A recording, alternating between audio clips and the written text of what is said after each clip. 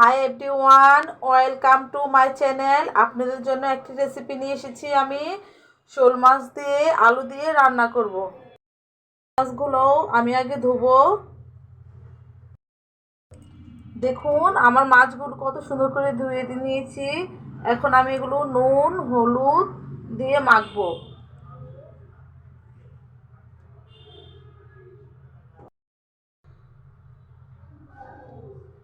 এখানে আমি লবণ নিলাম,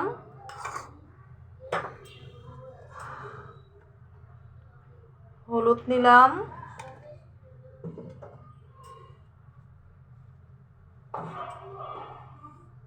সামনে একটু মরিচের গুঁড়া নিলাম। এখন এগুলো আমি একসাথে মেখে নিব। এখানে আমি 4টা আলু নিয়েছি। আলুগুলো এখন ছোট ছোট করে কেটে নেব।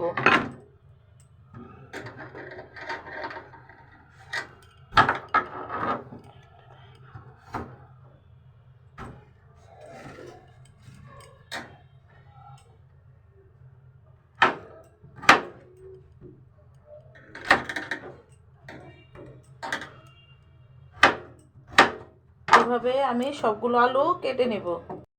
এখন আমি তেল দিয়ে দিলাম, মাছগুলো দিয়ে দিলাম।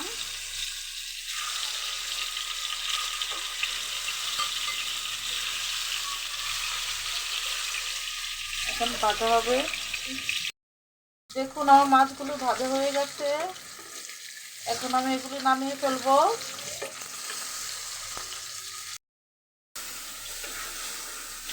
নামিয়ে ফেলেছি। এখন আমি তেল দিয়ে দিলাম, পেঁয়াজ দিয়ে দিলাম।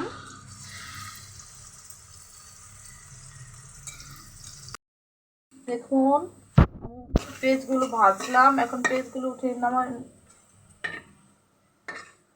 ফেলবো।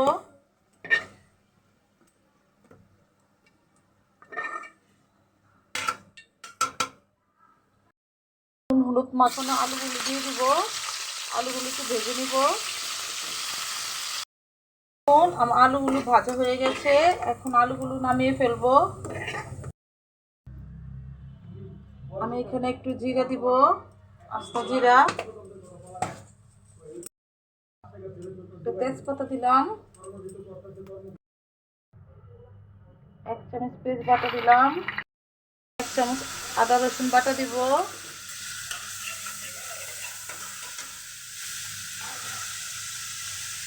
1 চামচ ধনিয়ার গুঁড়ো দিব, 1 চামচ জিরার গুঁড়ো দিব। দিয়ে এগুলো আগে একটু ভেজে নিব। 1 চামচ হলুদের গুঁড়ো দিয়ে দিলাম।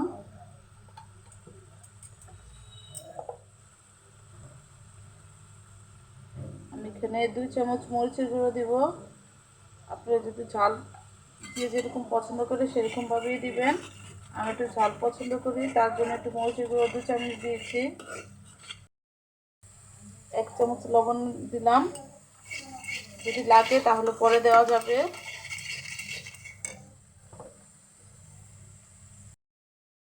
ভালো করে কষিয়ে নিব। হয়ে গেছে। এখন আমি আলুগুলো দিয়ে দিব।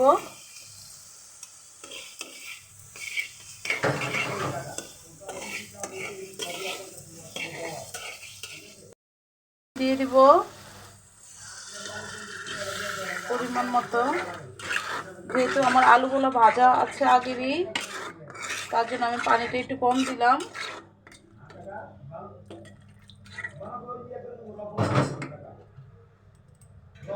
এখন আমি ঢেকে দিলাম 5 মিনিটের জন্য। 5 মিনিট পর আমরা আবার ফিরে আসবো। ঢাকনা উঠাবো, মাছগুলো দিয়ে দিব।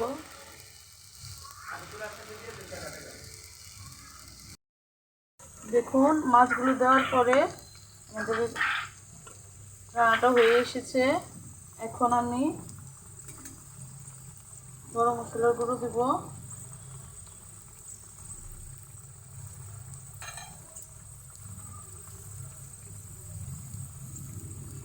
পেঁয়াজ ভেজে রেখেছি সেটা আমি দিয়ে দিলাম উপর দিয়ে। বাসায় তৈরি করে দেখবেন। আমার তরকারিটা হয়ে গেছে, এখন নামিয়ে ফেলবো।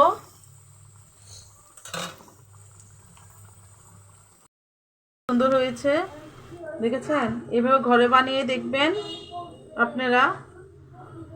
আপনাদেরকে অনেক অনেক ধন্যবাদ এতক্ষণ আমার ভিডিওটা দেখার জন্য। আপনাদের যদি ভালো লাগে তাহলে লাইক, কমেন্ট, শেয়ার করবেন। ধন্যবাদ।